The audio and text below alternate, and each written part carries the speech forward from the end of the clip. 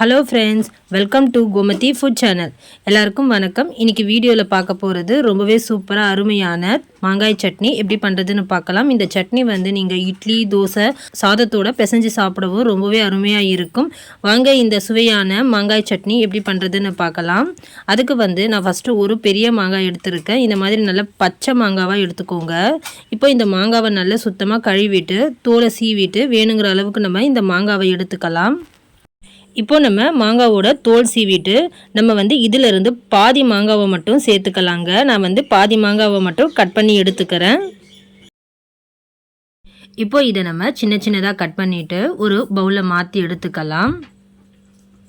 இப்போ பார்த்திங்கன்னா நம்ம மாங்காவை வந்து கட் பண்ணிவிட்டு ஒரு பாத்திரத்தில் மாற்றி எடுத்தாச்சு. இப்போ இது ஒரு ஓரமாக இருக்கட்டும். அடுத்து இந்த சட்னி பண்ணுறதுக்கு நம்ம ஒரு சின்ன தாளிப்பு கடாய் எடுத்துக்கலாங்க. அந்த தாளிப்பு கடாயில் 1 டேபிள் ஸ்பூன் அளவுக்கு எண்ணெய் சேர்த்துட்டு எண்ணெய் சூடானதும் இப்போ இதில் காரத்துக்கு ஒரு 3 வரமிளகாய் எடுத்துருக்கேன். இதை வந்து லைட்டாக கொஞ்சம் வதக்கி எடுத்துக்கோங்க. மிளகாயை இந்த மாதிரி லைட்டாக கொஞ்சம் வறுத்துட்டு இப்போ நம்ம இதை மிக்சி கப்பில் மாற்றிக்கலாம்.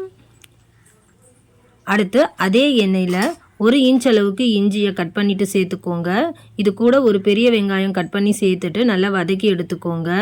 இது எல்லாமே நீங்கள் பச்சையாக போட்டு கூட நீங்கள் அரைச்சி எடுத்துக்கலாம். இல்லைனா உங்களுக்கு வந்து வெங்காயத்தோட பச்சை வாசனை வந்து பிடிக்காதுன்னா இந்த மாதிரி எண்ணெயில் வெங்காயத்தை வதக்கிட்டு கூட நீங்கள் சட்னி அரைச்சி எடுத்துக்கலாம்.